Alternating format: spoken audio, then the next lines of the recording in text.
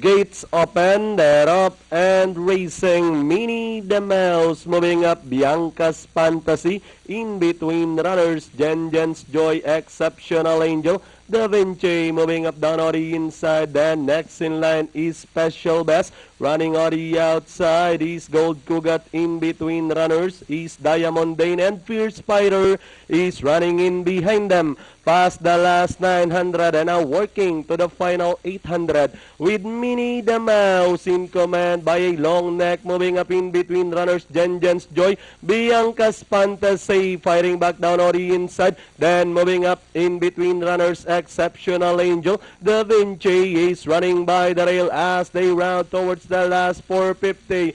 Minnie the Mouse leading the field. Bianca's Fantasy is running by the rail. Exceptional Angel moving up. Jen's Joy, Fierce Spider. Then comes Da Vinci by the rail. With the last 200 meters more to run. Minnie the Mouse, Bianca's Fantasy running down on the inside. Minnie the Mouse, Bianca's Fantasy, Exceptional Angel, Jen's Joy, Fierce Spider is on the outside and leading the finish line. Minnie the Mouse wins this race over number 3, Bianca's Fantasy, Fierce Spider, Jen's Joy, and Exceptional Angel for your Pentafecta.